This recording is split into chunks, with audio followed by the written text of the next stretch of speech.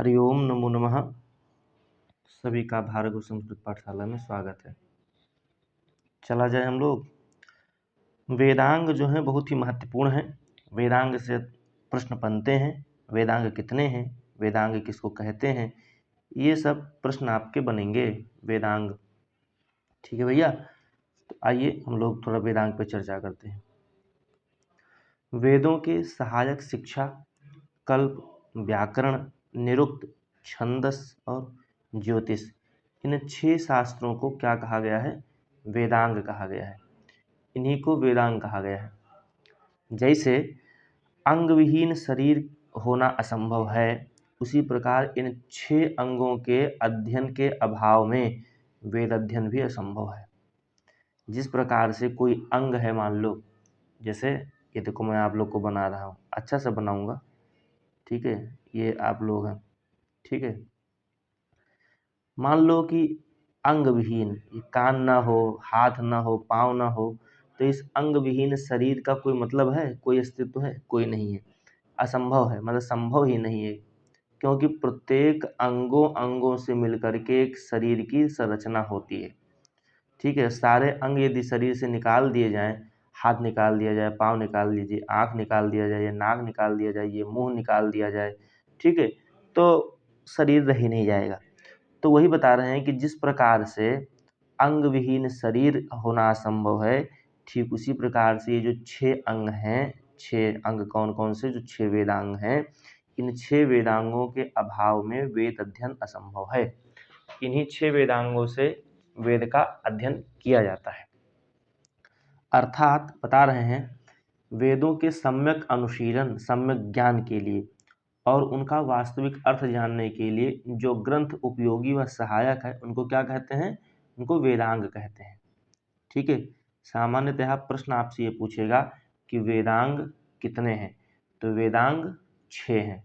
कितने वेदांग हैं? 6 वेदांग हैं, ठीक है। 6 वेदांग हैं। वो कौन कौन से हैं? तो शिक्षा, कल्प, व्याकरण, निरुक्त, छंद और ज्योतिष, यही 6 वेदांग हैं। इन्हीं को वेदांग कहा गया है। क्या क्या है? तो शिक्षा व्याकरणम छंदो, निरुक्तम ज्योतिषम तथा कल्पस्येत शरंगानि वेदस्याहुर्मनीषिणः, ठीक है। ये आपके 6 वेदांग हो गए। इन्हीं जो 6 वेदांग हैं, इनमें से प्रश्न पूछता है, इनको याद कर लीजिएगा। क्रमशः पूछेगा, क्रम, क्योंकि क्रम आजकल बड़ा महत्वपूर्ण हो गया है, क्रम से ज़्यादा पूछता है। तो शिक्षा, व्याकरण, छंद, निरुक्त, ज्योतिष, कल्प, यही 6 वेदांग हैं। शिक्षा, व्याकरण, छंद, निरुक्त, ज्योतिष और कल्प के भेद से जो वेदांग हैं, वो वेदांग कितने हैं? तो वेदांग को बता रहे हैं कि वो वेदांग 6 हैं, ठीक है ना। अब महर्षि जो पाणिनि हैं, उन्होंने पाणिनीय शिक्षा में वेद पुरुष के 6 अंगों के रूप में इन वेदांगों का उल्लेख है। चलिए आगे बता रहे हैं। ये जो श्लोक है, इसको आपने सभी देखा ही, ठीक है। ये वाले श्लोक को आपने देख ही लिया है। अब एक ग्रंथ है पाणिनीय शिक्षा, ठीक है। लोग कहते हैं, आचार्यों का मत है कि पाणिनि की ही रचना है पाणिनीय शिक्षा, लेकिन जब उसका पहला मंत्र हम पढ़ते हैं तो ऐसा हमको प्रतीत नहीं होता है कि कि पाणिने नमः, ऐसे पाणिनि स्वयं अपने आप को नमस्कार करेंगे। हो सकता है किसी और ने पाणिनि के ही नाम से लिखा हो, ऐसा हो सकता है। चलिए खैर, ये सब चर्चा का विषय है, इस पर शास्त्रार्थ होना चाहिए विद्वानों में, पंडितों में, वो अपना करेंगे। तो पाणिनीय शिक्षा एक ग्रंथ है, पाणिनीय शिक्षा नामक का एक ग्रंथ है। उसमें जो वेद है, उस वेद पुरुष के 6 अंगों के रूप में इन वेदांगों को स्वीकार किया गया है। माने जो 6 वेदांग हैं, ये 6 अंग हैं। किसके? तो वेद पुरुष के। वेद पुरुष के 6 अंगों के रूप में इन वेदांगों को स्वीकार किया गया है। वो पंक्ति क्या है? ये लाइन आपसे मान लो एग्जाम में दे दे कि छंदः पादौ तु वेदस्य। बहुत महत्वपूर्ण पंक्ति है, ये श्लोक बहुत महत्वपूर्ण है ये पूरा। इसमें से क्या क्या पूछता है वो तो बताऊंगा। पहले तो ये जो पंक्ति है, पंक्ति आई कहाँ से? पहला प्रश्न तो यहीं से बन सकता है कि छंदः पादौ तु वेदस्य अथवा हस्तो कल्पोत्पठ्यते, या इसमें से चारों पंक्ति में से कोई भी एक पंक्ति दे दे और पूछ ले ये पंक्ति आई कहाँ से है। तो यह पंक्ति पाणिनीय शिक्षा से आई है, ठीक है, पहला प्रश्न। दूसरा प्रश्न, ये पंक्ति किससे संबंधित है? तो ये पंक्ति वेदांगों से संबंधित है। किससे? वेदांगों से संबंधित है। इतना समझ में आ गया, ठीक है।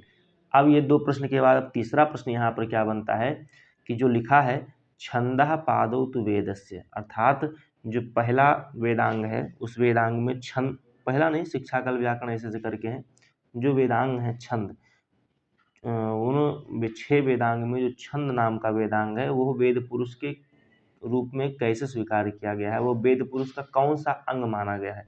तो बता रहे हैं जो छंद है वो पाद के रूप में स्वीकार किया गया, अर्थात पैर के रूप में। ठीक है, छंद जो है, पुनः लिख देते हैं, जो छंद है वो छंद पैर के रूप में स्वीकार किया गया है। कैसे रूप में? पैर के रूप में। छंदः पादुत वेदस्य। फिर हस्तौ कल्पोत्पठ्यते, जो कल्प है, जो कल्प है वो हाथ के रूप में, हस्त हाथ के रूप में स्वीकारा गया है। ठीक है, फिर ज्योतिषाम ऐनम चक्षु, ज्योतिष को क्या कहा गया है? ज्योतिष को चक्षु कहा गया है, यानी कि नेत्र। ठीक है, समझ लेना, ज्योतिष को नेत्र कहा गया है। फिर निरुक्तम श्रोत्रम उच्यते, श्रोत्र, निरुक्त को क्या कहा गया है? श्रोत्र कहा गया है, माने कर्ण कहा गया है। श्रोत्र, इसे लिख दे रहा हूँ, ठीक है, ठीक से लिख नहीं जा रहा है, इस पर समझ लेना, ये ना है, निरुक्त से श्रोत्र हो गया। शिक्षा घ्राणम तु वेदस्य, शिक्षा को घ्राण कहा गया है। क्या कहा गया है? शिक्षा को घ्राण, अर्थात नासिका इत्यादि या कुछ कहा गया है। शिक्षा को घ्राण शक्ति कहा गया है, प्राणवायु घ्राण नासिका संबंधित है। ठीक है, और मुखम व्याकरणम स्मृतम, और जो व्याकरण है उसको, व्याकरण को मुख कहा गया है। तस्मात् सांगमधीत्येव ब्रह्मलोके मह्यते, ऐसा कहा गया है। तो कुल मिलाकर कहने का भाव ये है कि ये पंक्ति एग्जाम में दे करके ये जो वेद पुरुष हैं, जो 6 वेदांग हैं, उन 6 वेदांगों को वेद पुरुष के 6 अंगों के रूप में स्वीकार किया गया है। छंद को पैर के रूप में स्वीकार किया गया है, कल्प को हाथ के रूप में स्वीकार किया गया है, ज्योतिष को चक्षु के रूप में स्वीकार किया गया है, निरुक्त को श्रोत्र के रूप में स्वीकार किया गया है। ठीक है, जो शिक्षा है शिक्षा को घ्राण के रूप में स्वीकार किया गया है, व्याकरण को मुख के रूप में स्वीकार किया गया है। इसलिए कुल मिलाकर के जो 6 वेदांग हैं, 6 वेदांग 6 अंगों के रूप में स्वीकार किए गए हैं। ठीक है, इतना तो आप लोग समझ ही गए होंगे, यहीं से प्रश्न बनेगा। चले भैया आगे बढ़ें। अब पहला जो वेदांग है शिक्षा, उस शिक्षा वेदांग पर चर्चा करते हैं। षड वेदांगों में शिक्षा का स्थान अत्यंत महत्वपूर्ण है। यह प्रथम वेदांग है, इसको वेदों की क्या कहा गया है? नासिका कहा गया है। शिक्षा घ्राणम तु वेदस्य, घ्राण माने जो सीताराम शिक्षा घ्राणम तु वेदस्य, शिक्षा को घ्राण कहा गया है, नासिका कहा गया है। अच्छा, कैसे? तो कह रहे हैं यह शुद्ध उच्चारण का शास्त्र है। जो शिक्षा है, शिक्षा नाम का जो वेदांग है वो शुद्ध उच्चारण का शास्त्र है। कैसे? तो कह रहे हैं स्वर वर्णोच्चारण प्रकारो यत्र शिक्षते उपदिश्यते सा शिक्षा। स्वर वर्णों के उच्चारण, उनके प्रकार जहाँ पर शिक्षा दिया जाता है या उपदेश किया जाता है, वह क्या है? वह शिक्षा है, ऐसा बता रहे हैं। ये पंक्ति मान लो आपसे आ गई कि स्वर वर्ण उच्चारण प्रकारो यत्र शिक्षते उपदिश्यते सा कह, तो सह शिक्षा। ठीक है, हो सकता है पंक्ति देकर पूछ ले, लेकिन कोई इंपॉर्टेंट उतनी नहीं है। आगे बढ़ते हैं। अर्थात जिसके द्वारा वर्ण स्वर आदि के उच्चारण की शिक्षा दी जाती है, शिक्षा वेदांग है। तैत्तिरीय उपनिषद में शिक्षा के 6 अंगों का उल्लेख किया गया है। ये पंक्ति ध्यान देने योग्य है, ये पंक्ति पूछ सकता है। शिक्षा के 6 अंगों का उल्लेख किस उपनिषद में किया गया है? तो तैत्तिरीय उपनिषद में किया गया है। ठीक है, तैत्तिरीय उपनिषद में किया गया है। अच्छा, वे कौन कौन से हैं? तो वे हैं वर्ण स्वर मात्रा बल साम और संतान। क्या क्या है? वर्ण स्वर मात्रा बल साम और संतान, ये 6 अंग हैं। चला जाए आगे। अब हम दूसरा कल्प देखेंगे। क्या देखेंगे? कल्प। दूसरा हमारा जो वेदांग है उस वेदांग में हम कल्प देखेंगे। षड वेदांगों में दूसरा वेदांग कल्प नाम से प्रसिद्ध है। कल्प का मुख्य विषय क्या है? तो बताते हैं कि इसका मुख्य विषय धार्मिक कर्मकांडों का प्रतिपादन, यज्ञों का विधान करना और संस्कारों की व्याख्या करना ही कल्प का कार्य है। इससे संबंधित ग्रंथ सूत्र ग्रंथ कहलाते हैं। जिन ग्रंथों में कल्प यज्ञ विधान संग्रहित हैं उन्हें कल्प सूत्र कहते हैं। कल्प शास्त्र को वेद पुरुष का हाथ स्वीकार किया गया है। देखो लिखा है हस्तौ कल्पोत्पठ्यते। अब ये जो कल्प है 6 वेदांग में, यही कल्प ही ज़्यादा महत्वपूर्ण है, इसी में से प्रश्न आपसे पूछेंगे। अब इस कल्प के 4 भाग में बांटा गया है, ठीक है। अब मेन चीज आ रहा है, बहुत ध्यान से सुनिएगा, हरिओम, ध्यान से सुनिएगा। कल्प को 4 भाग में बांटा गया है। वो 4 भाग कौन से हैं? सौत्र सूत्र, गृह सूत्र, धर्म सूत्र और सुलभ सूत्र, ठीक है। अब ये 4 भाग तो बांट दिए। अब यहाँ ध्यान देने वाली बात यह है कि 4 वेद हैं, ठीक है, 4 वेद हैं। अब 4 वेद में पहला जो आपका है वो है मान लो ऋग्वेद। अब प्रश्न पूछेगा कि ऋग्वेदीय सौत्र सूत्र क्या है, ऋग्वेदीय गृह सूत्र क्या है, ऋग्वेदीय धर्म सूत्र क्या है, ऋग्वेदीय शल्भ सूत्र क्या है। उसमें ऑप्शन देगा कि इसमें से बताइए ऋग्वेदीय सौत्र सूत्र क्या है इसमें से, अथवा इनमें से ऋग्वेदीय गृह सूत्र कौन कौन से हैं, अथवा धर्म सूत्र अथवा शल्भ सूत्र इसमें से कौन से हैं ऋग्वेद के। इसी प्रकार से आपके यजुर्वेद, इसी प्रकार से आपके सामवेद, इसी प्रकार से आपके अथर्ववेद, इन चारों का, ये चारों पूछेंगे, ठीक है, इन चारों का इससे आएगा। ऐसे ऐसे ही तो आप लोग ध्यान से, अब अथर्ववेद मान लो ऐसे ऐसे एकदम घुचम घुचा कर दिए हैं, कोई बात नहीं। तो कहने का भाव यही है कि इसी में से आपसे प्रश्न पूछेंगे, यही इम्पॉर्टेंट है। मैं बताया कि कल्प सूत्र को के 4 भाग हैं, इनको 4 भाग में बांटा गया है, सौत्र सूत्र, गृह सूत्र, धर्म सूत्र और सुलभ सूत्र। पहला सामान्य प्रश्न तो यहीं से पूछेंगे कि इनमें से निम्न में से कल्प से संबंधित क्या है। तो उसमें कल्प से संबंधित इन चारों में से कोई ऑप्शन रहेगा, वो कल्प से संबंधित है। क्यों? क्योंकि कल्प के 4 भाग हैं, इसलिए कल्प से संबंधित है। ये हो गया पहला प्रश्न यहाँ से। अब इसमें से कल्प के कितने भाग हैं? तो कल्प के 4 भाग हैं। अच्छा, वो चारों कौन कौन से हैं? तो सौत्र सूत्र, गृह सूत्र, धर्म सूत्र और सुलभ सूत्र, ये चारों हो गए। अब इनमें से चारों वेदों के, ठीक है, चारों वेदों के चारों हैं, कौन कौन से हैं वो आगे हम लोग चर्चा करेंगे। जैसे आ गया पहला सौत्र सूत्र, ठीक है, सौत्र सूत्र। अब ये सौत्र सूत्र क्या है? तो श्रौत सूत्र में श्रौत यज्ञों का विवेचन है। श्रौत यज्ञ 2 प्रकार के हैं, एक तो सोम संस्था तथा दूसरा हवि संस्था। इसमें महत्वपूर्ण यज्ञों में दर्श पौर्णमास, पिंड पितृ, आग्नेयेष्टि, चातुर्मास, सोमयाग, वाजपेय, राजसूक, अश्वमेध, पुरुषमेध इत्यादि का क्रमबद्ध वर्णन है। ये बिल्कुल नहीं पूछेगा, इसलिए इसको पढ़ने की कोई आवश्यकता नहीं है, ठीक है। ये आपसे एग्जाम में बिल्कुल नहीं पूछेगा। ये पूछेगा सौत्र सूत्र क्या है, इसमें क्या क्या विवेचन है, तो इसमें सौत्र यज्ञों का विवेचन है, ये इतना पूछ सकता है। अब देखिए सौत्र सूत्र का ऋग्वेदीय सौत्र सूत्र कौन कौन से हैं?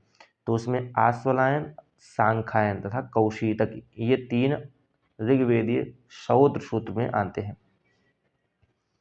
अब उसी में यजुर्वेद देख लीजिए, ऋग्वेद देख लीजिए, उसी में यजुर्वेद, सामवेद और इसी में अथर्ववेद भी आपको मिल जाएगा, ठीक है। मैंने ऐसा नहीं किया है कि सौत्र सूत्र लिखे हैं तो सौत्र सूत्र बस केवल ऋग्वेद का बता करके फिर सौत्र सूत्र आगे यजुर्वेद का, फिर सौत्र सूत्र आगे ये बताएंगे, नहीं। हम सौत्र सूत्र शुरू कर रहे हैं तो इसमें हम ऋग्वेद का देखेंगे, यजुर्वेद का देखेंगे, इसी में सामवेद का देखेंगे, इसी में अथर्ववेद का देखेंगे। आप कापी कलम उठा करके एक जगह लिख लीजिएगा, ठीक है ना, कि सौत्र सूत्र ये हो गए, तो ऋग्वेदीय सौत्र सूत्र इधर, यजुर्वेदीय सौत्र सूत्र इधर, सामवेदीय इधर, अथर्ववेदीय इधर। सौत्र सूत्र के बाद जब कल्प सूत्र आए, गृह सूत्र आएगा, तो गृह सूत्र का भी ऋग्वेद, यजुर्वेद, सामवेद, अथर्ववेद ऐसे ऐसे लिख लीजिएगा सामने। इससे होगा क्या कि एक ही जगह सब रहेगा तो आसानी रहेगी आपको याद करने में, पढ़ने में, ठीक है। तो अब जो ऋग्वेदीय सौत्र सूत्र है, उस ऋग्वेदीय सौत्र सूत्र में आश्वलायन, सांख्यायन तथा कौशीतकी, सांख्यायन को ही कौशीतक कहते हैं, तो 2 ही है, मान लीजिए आश्वलायन सौत्र सूत्र और सांख्यायन सौत्र सूत्र या कौशीतकी, ठीक है। अब ऋग्वेदीय सौत्र सूत्र हो गए। यजुर्वेदीय सौत्र सूत्र में आप कृष्ण यजुर्वेद देख रहे हैं और शुक्ल यजुर्वेद देख रहे हैं। तो शुक्ल यजुर्वेद का जो सौत्र सूत्र है उसमें आप कात्यायन या पारास्कर सौत्र सूत्र है। हम लोग पारस्कर सौत्र सूत्र पढ़े हैं, नहीं गृह सूत्र पढ़े हैं, पारस्कर गृह सूत्र हम लोगों ने पढ़ा है। हम लोगों ने साथ पर मैंने पढ़ा है पारस्कर गृह सूत्र, उसमें विवाह इत्यादि विधियों का वर्णन किया गया है। अच्छा, विवाह में से सप्तपदी होता है जैसे आजकल टीवी वाला फेरा देख करके लोग वो 7 फेरे घुमाते हैं ना, वर वधू को 7 फेरे घुमाते हैं, लेकिन नहीं, जब आप पारस्कर गृह सूत्र पढ़ेंगे तो उसमें फेरा केवल 4 ही है। कितने फेरे हैं? 4 फेरे हैं केवल। ठीक है, चलिए वो अलग विधि है। तो विधि है क्या, वो अलग बात ही है। लोग अब उसको 4 ही फेरा अगर पंडित जी लोग करा देंगे तो लोग कहेंगे महाराज कुछ जानवे नहीं करते हैं। तो हमने ये देखा ऋग्वेदिक शौच सूत्र देख लिया। यजुर्वेद में शुक्ल यजुर्वेद का कात्यायन या पारस्कर और कृष्ण यजुर्वेद में आपस्तंभ, बौधायन, हिरण्यकेशी, वैखानस, भरद्वाज, मानव, मैत्रायणी, वराह एवं वधूल शौत्र सूत्र। यहाँ से ध्यान देने वाली बात है, इसका जो कात्यायन है एग्जाम में ये पूछ लेता है, यहाँ से ये वधूल शौत्र सूत्र पूछ लेता है, ये इंपॉर्टेंट है। ठीक है, कभी कभी आपस्तंभ भी पूछ लेता है।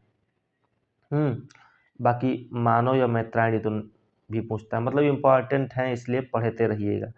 अब सामवेदीय जो शौत्र सूत्र है, सामवेदीय शौत्र सूत्र में लाट्यायन, द्राह्यायन, मशक या आर्षे, खादिर तथा जैमिनीय, ये सामवेदीय शौत्र सूत्र है।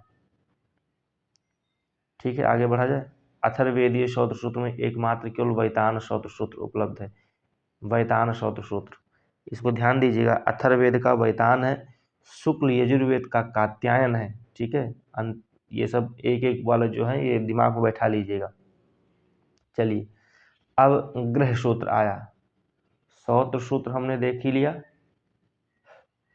शौत्र सूत्र देखा, चारों वेदों का शौत्र सूत्र देख लिया। अब ग्रह सूत्र देखेंगे। इस ग्रह सूत्र में भी हम चारों वेदों के ग्रह सूत्र को देखेंगे। ग्रह सूत्र में क्या किया जाता है, तो इसमें ग्रह यज्ञों का विधान है, इसे पाक संस्था कहा जाता है। 16 संस्कारों, पंचमहायज्ञों, गृह निर्माण, पशुपालन, जादू टोना, पुनर्जन्म, स्वर्ग आदि संबंधी विविध मान्यताओं पर भी प्रकाश डाला है। मान देखिए, गृह सूत्र जो लिखा है, गृह माने घर से संबंधित हो गया, ऐसा मान सकते हैं। तो संस्कार, 16 संस्कार बच्चे का होगा, बच्चा घर से संबंधित है। पंचमहायज्ञ जो यज्ञ होते हैं, पंचमहायज्ञ, ठीक है, अतिथि यज्ञ, पितृयज्ञ, ये सब होता है, ये भी पंचमहायज्ञ भी, ये सब घर से ही रहेगा। गृह निर्माण, इसलिए गृह सूत्र है, इसलिए गृह निर्माण हो जाएगा, ये इससे भी घर से ये भी संबंधित है। पशुपालन भी घर में रहकर ही घर से ही संबंधित है।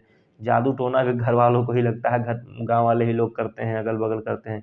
पुनर्जन्म, स्वर्ग आदि संबंधी विभिन्न मान्यताओं पर प्रकाश डाला गया। माने ग्रह सूत्र जो है इसका जो इसमें जो विधान किया गया है वो लगभग घर से संबंधित है। ठीक है, क्या क्या विधान किया गया ये भी एग्जाम में गृह सूत्र वाले से पूछ लिया जाता है।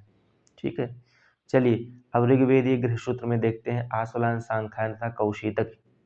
ठीक है, आश्वलायन, सांख्यायन, मांडू, ये जो है उसकी शाखा है ऋग्वेद वाली, उसी शाखा के समान ही गृह सूत्र माने जाते हैं।